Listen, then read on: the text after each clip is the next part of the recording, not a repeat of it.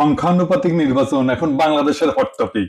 এইটা বিএনপি ছাড়া সব দলই চায়, বিএনপি চায় না। এটা খুব বেকুবের মতো প্রশ্ন করি, হ্যাঁ, কিছু মনে করেন না। বিএনপি কেন চায় না আর অন্যরা কেন চায় এটা বলতে পারবেন? আমি শিওর ম্যাক্সিমাম মানুষ এটা বলতে পারবে না, এমনকি দলের কর্মীরাও বলতে পারবে না। আমার এটা বোঝার জন্য মেলা পড়াশোনা করা লাগছে। যাই হোক, বিএনপি জামাত দুই দলকেই বলতেছি, এটা হইতেছে সেই কারিশমা কাপুর কি হেরিটেজের আপনি নায়িকার ছবি দিলেন কেন? আমি কি নায়িকার নাম বলছি নাকি? হ্যাঁ, ও আচ্ছা, সারাক্ষণ ইন্ডিয়ান নায়িকা মাথায় ঘুরে তো তাই মাঝে মধ্যে মুখ থেকে ফসত করে বের হয়ে যায়। আমি এত করে কইলাম প্রফেসর ইউনূসকে যে এটা ইন্ডিয়ান নায়িকা বিষয়ক মন্ত্রণালয় ব্যানে হামাক তার উপদেষ্টা বানান। উনি আমার কথা রাখলেন না, উনি রাখলেন ভুট্টো সাহেবের কথা। যাই হোক, আলাপে আসি। এটা হইতেছে বয়ান তৈরির, ন্যারেটিভ তৈরির সেই কারিশমা। দুঃখজনক ভাবে এটাই আপনারা ফেল, লাড্ডা গোড্ডা। পাবলিকে হয় আপনার কথা শুনে না বা বুঝাবার পারেন না। এই আলাপটা উঠেছিল গত বছর অগাস্টের শেষ দিকে, হাসিনা পলানোর পরপর। সেই সময় আমি একটা ভিডিও বানিয়েছিলাম, এই যে এটা আপনারা জানেন, আমি তীব্রভাবে জামাতের সমালোচনা করেছিলাম। আমাকে জামাতের আমিন ফোন দিচ্ছেন, ফোন দিয়ে কইলেন দুঃখ করিয়া যে দাদা আপনি আমাদের ইন্ডিয়ার দালাল বানাই দিলেন। আমি বলছিলাম যে শহীদ ভাই, আপনারা মাঝে মাঝে এমন ভুল করেন যে মনে হয় আপনারা স্লিপ ওয়াকিং করিচ্ছেন। স্লিপ ওয়াকিং মানে বুঝেন তো, যে ঘুমের মধ্যে হাঁটে, সেগুলো চেতন নাই, অচেতন অচেতন অবস্থায় হাঁটিচ্ছে, তো সেভাবে হাঁটে। তা আপনারা ঘুমের মধ্যে হাঁটিচ্ছেন, আপনাদের আঘাত না করলে তো ঘুম ভাঙবি না, তাই না?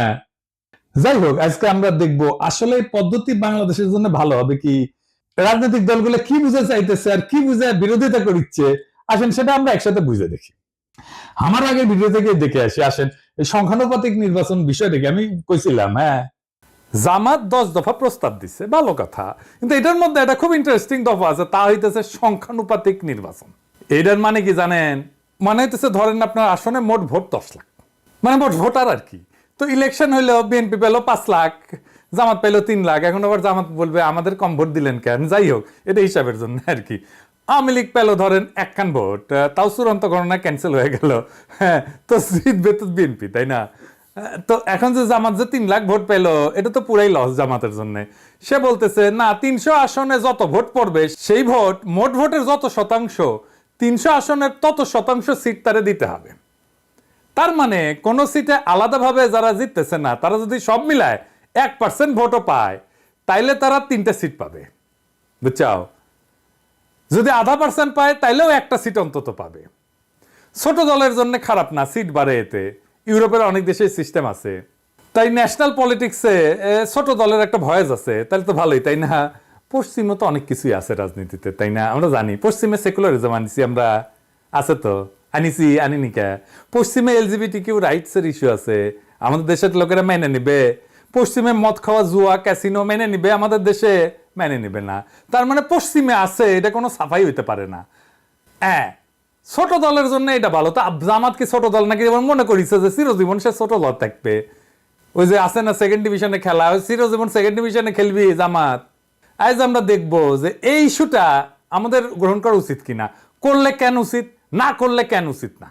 তো শুনলেন তো, এখানে আর একটা বিষয় যুক্ত করা দরকার, তাইতেছে এই সংখ্যানুপাতিক নির্বাচন আপনি ক্যান্ডিডেটকে ভোট দেন না, আপনি মার্কাক ভোট দেন, মার্কাত ছাপ্পা দেন।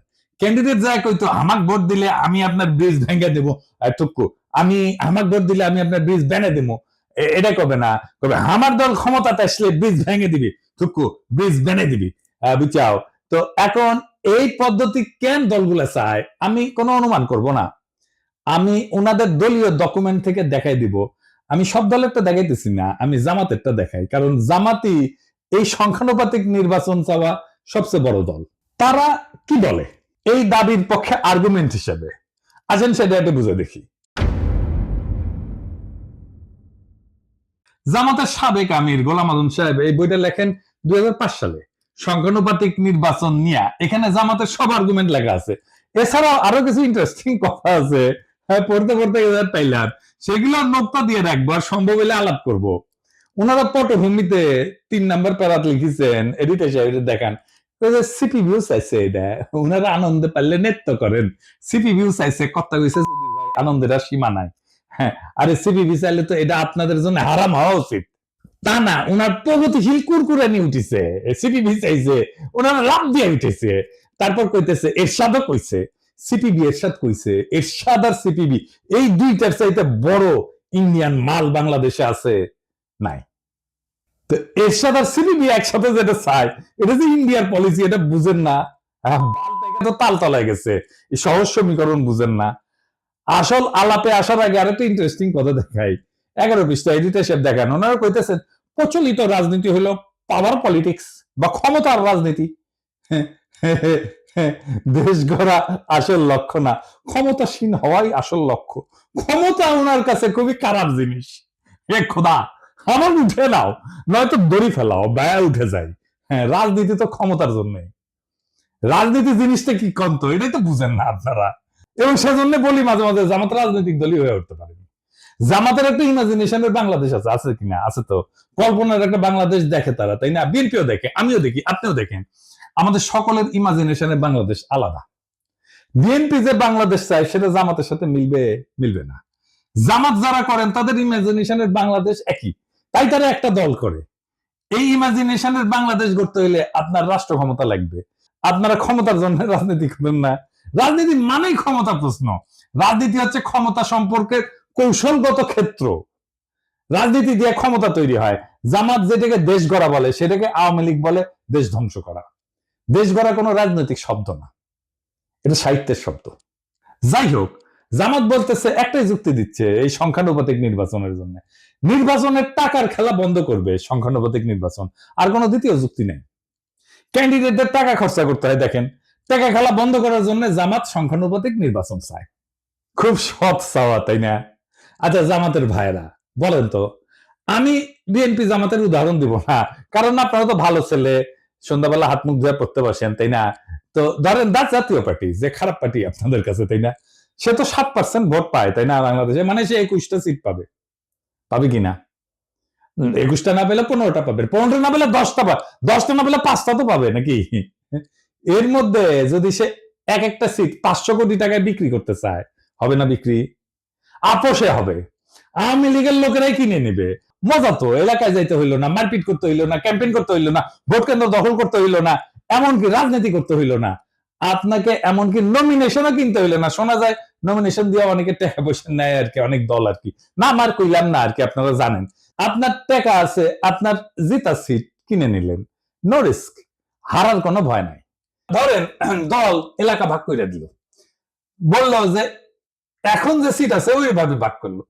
এই সেই সিট অনুসারে, এই যে ধরেন বগুড়া 1 আসনে যতগুলো কেন্দ্র আছে, এইখানে যদি বিএনপি জিতে, এইখানে বিএনপি কইলো যে কাউকে কোনো ক্যান্ডিডেট কে কইলো, এই বগুড়া 1-এর এই কেন্দ্রগুলোর সিটে যদি বিএনপি জিতে, তাহলে তোমার এমপি বানাবো ওই সিটে। তুই ক্যান্ডিডেট খরচা করবে না জেতার জন্য, পারবেন টাকার খেলা কমাইতে, বরং বাড়াই দিবেন টাকার খেলা, আরো কেন্দ্রীভূত কইরা দিবেন। কারণ ওই পাবলিককে জনগণ ভোট দেবে না, ওই পাবলিককে সিলেক্ট করবে দলের নেতা। আর কি কি সমস্যা আছে? বাংলাদেশের প্রধান রাজনৈতিক দলগুলোতে তো আভ্যন্তরীণ গণতন্ত্র প্রায় অনুপস্থিত, নেতৃত্ব অত্যন্ত কেন্দ্রীভূত। এই পদ্ধতিতে, সংখ্যানুপাতিক পদ্ধতিতে দলীয় তালিকা তৈরি হবে কেন্দ্রীয় নেতৃত্বের মাধ্যমে। এটা স্থানীয় জনপ্রতিনিধিত্বকে দুর্বল করে দিবে। দলীয় নেতৃত্ব ক্ষমতা আরো কেন্দ্রীভূত করবে এবং স্থানীয় পর্যায়ে জবাবদিহিতা কমবে। দলের শীর্ষ নেতৃত্বই নির্ধারণ করবে কে সংসদে যাবে। ভোটারদের প্রত্যক্ষ ভোটের ক্ষমতা কমে যাবে। মানে এখন তো জনপ্রিয় নেতা হলে তার জেতার চান্স থাকে, তাই না? মানুষের কাছে ভালো হইতে হয়, সেটা কোনো দরকারই পড়বে না। দেখেন, আমরা অনেকে মনে করি রাজনীতি মানে হচ্ছে নির্বাচন, আইন, সংসদ, এই সমস্ত কিছু। কিন্তু রাষ্ট্রবিজ্ঞানী মোস্তাক আহমেদ একটা খুব সোজা কথা বলেন। উনি বলেন যে রাজনীতি আসলে একটা অদৃশ্য বোঝাপড়া। সেটাতে ঠিক হয় কে ক্ষমতায় থাকবে, কে টাকা খাবে, কে নিরাপদে থাকবে। এই বোঝাপড়াকেই বলা হয় পলিটিক্যাল সেটেলমেন্ট, বা বাংলায় বলে রাজনৈতিক বন্দোবস্ত। এই রাজনৈতিক বন্দোবস্তই ছাত্ররা ভাঙতে চাইছিল, আর সেটাকেই তারা বলছিল নতুন রাজনৈতিক বন্দোবস্ত। বুঝিছাও? তো এই বন্দোবস্ত লিখিত না, কিন্তু কিন্তু খুব বাস্তব। বড় বড় রাজনৈতিক দল, আমলা, ব্যবসায়ী গোষ্ঠী, পুলিশ, বিচারক, এলিট সবাই এটা অলিখিত চুক্তিতে থাকে। আমি আর একটু বুঝাই বলি। ধরেন রাস্তার ট্র্যাকে চান্দাবাজি, হাটের ইজারা, ছিনতাই, মাস্তানি, ঠিকাদারি, বালু মাহাল, এই সমস্ত জিনিস আছে না, যেটি থেকে টাকা পয়সা আসে, এটা একটা ইকোনমি আছে। কে তুলবে টাকা, কে নিবে, পুলিশ কত পাবে, রাজনৈতিক নেতা কত পাবে, তৃণমূলের মাস্তান কত পাবে, মন্ত্রী কত পাবে, হাসিনা কত পাবে, এই সবকিছু সেটেলড সেই অলিখিত চুক্তি দিয়া। এটি রাজনৈতিক বন্দোবস্ত। এই বন্দোবস্তের পার্ট এমপি। সে খরচা করে, মাস্তান পালে, কর্মী পালে, পুলিশের সাথে যোগাযোগ রাখে, উকিলের সাথে যোগাযোগ রাখে, স্থানীয় মাফিয়ার উপরে, আন্ডারওয়ার্ল্ডের উপরে নিয়ন্ত্রণ রাখে। এইভাবে এই বন্দোবস্ত টিকে থাকে। হাসিনা চলে যাওয়ার পরে অপরাধ বাড়ছে কেন? কারণ এই আন্ডারওয়ার্ল্ডের উপরে যাদের কার্যকর নিয়ন্ত্রণ ছিল তারা নাই হয়ে গেছে। এখন কেউ সেইভাবে কন্ট্রোল করে না, তাই এরা নিয়ন্ত্রণহীনভাবে যা খুশি করতেছে। এইটা ল অ্যান্ড অর্ডারের বিষয় না, এটা সেই অলিখিত চুক্তি ভেঙে যাওয়ার পরিণতি। আমাদের নতুন বন্দোবস্ত করার আগেই আপনি আরেকটা বন্দোবস্ত ভাঙতেছেন। বাংলাদেশে ইনস্টিটিউশন নাই, গড়ে ওঠে নাই। এই ইনস্টিটিউশনের বিকল্প হচ্ছে রাজনৈতিক বন্দোবস্ত।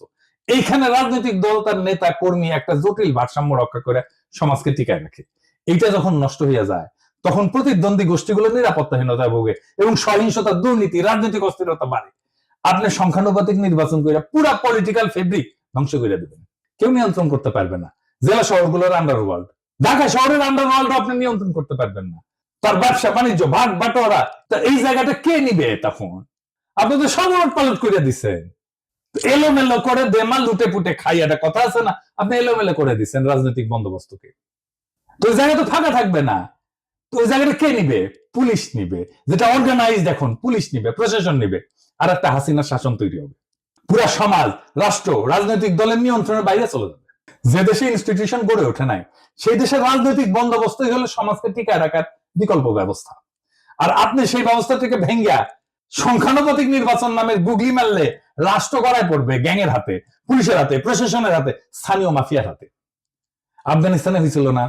তালেবান আসার আগে এক এক এলাকায় এক এক ওয়ারলর্ড শাসন করতো, এই একই জিনিস হবে বাংলাদেশে। আপনি এই কাজটা করতে যাইতেছেন। পুলিশ আর প্রশাসন শক্তিশালী হয়ে উঠবে, দারুণ। এই সংখ্যানুপাতিক নির্বাচন আঞ্চলিকতা বাড়ায় দেবে। আমি অন্য দেশের উদাহরণ দেব না, বেলজিয়ামের উদাহরণ দেব। এই বেলজিয়াম একটা দেশ হিসাবে থাকে কিনা দেখেন। কি হয়েছে বেলজিয়ামে? আসেন আলাপ করতেছি। বেলজিয়াম তো একটাই দেশ, তাই না? কিন্তু এর ভেতরে আছে দুইটা বড় জাতিগত ভাষাগত গোষ্ঠী। একটা হচ্ছে ফ্লেমিশ, ওলদান্স ভাষায় কথা বলে, থাকে দেশের উত্তর অংশে, তার নাম হচ্ছে ফ্লান্ডার্স। আর দুই নম্বর হচ্ছে ওয়ালুন, ফরাসি ভাষায় কথা বলে, থাকে দেশের দক্ষিণ অংশে, নাম হচ্ছে ওয়ালোনিয়া। এরা কিন্তু আলাদা ভাষায় কথা বলে, আলাদা স্কুলে পড়ে, আলাদা গণমাধ্যম আছে তাদের জন্য, এমনকি আলাদা রাজনীতি করে, দল আলাদা এই দুই গ্রুপের। এবং এই বেলজিয়ামে সংখ্যানুপাতিক ভোট আছে। এই পিআর সিস্টেমে ভোট যতই ছোট হোক, আলাদা পরিচয়ের দল সংসদে ঢুকে পড়ে। এর ফলে বেলজিয়ামে গড়ে উঠছে শুধু ফ্লেমিশ স্বার্থ নিয়ে কাজ করে এমন দল, যেমন এনভিএ। শুধু ওয়ালুন শব্দ নিয়ে কাজ করে এমন দল, যেমন পিএস, পার্টি সোশ্যালিস্ট। এরা কিন্তু জাতীয় স্বার্থ দেখে না, কেবল নিজেদের অঞ্চলের স্বার্থ দেখে। ফলে সার্বজনীন রাজনীতি আর হয় না, হয় আঞ্চলিক স্বার্থের জন্য রাজনীতি।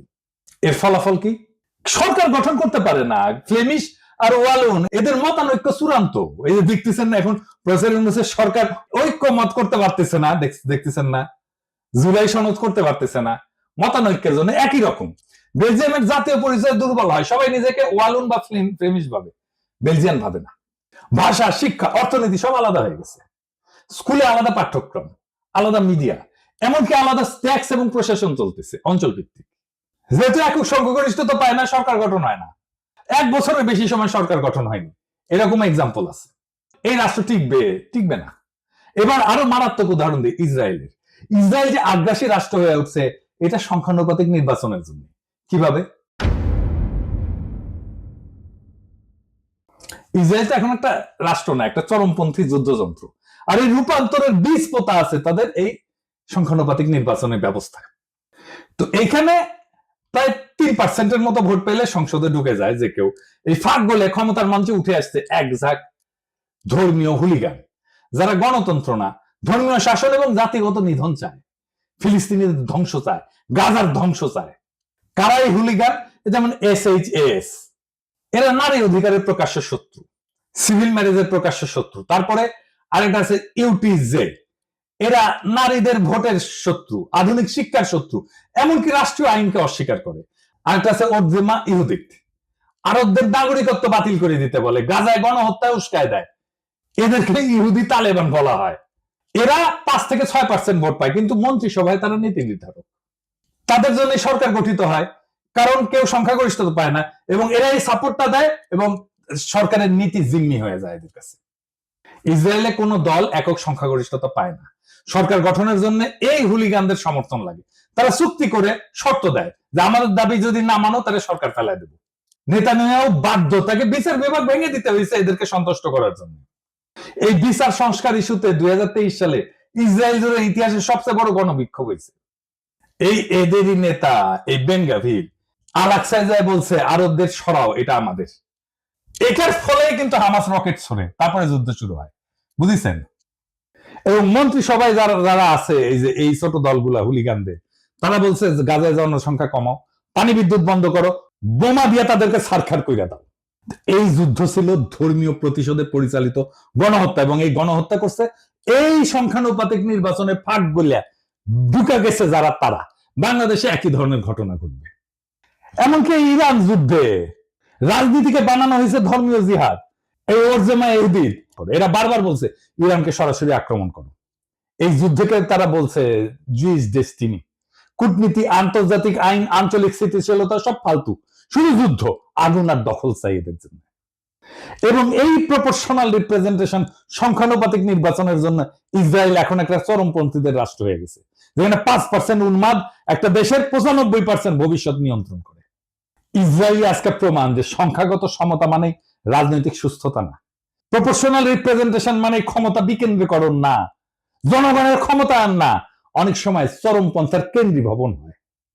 আপনারা রাজনীতিতে আপনার কল্পনার ইমাজিনেশনের বাংলাদেশ করবেন, কিন্তু সেই ইমাজিনেশনের ভেতরে এই বাস্তব দেশের জনগণ, এই মানুষের মুখ, তাদের যন্ত্রণার বাস্তবতা তো অনুপস্থিত। রাষ্ট্রটা কি ল্যাবরেটরির এক্সপেরিমেন্ট রে ভাই, যে একটা জিনিস ট্রাই করব, আবার দেখব, ভুল হবে, আবার দেখব? তা তো না।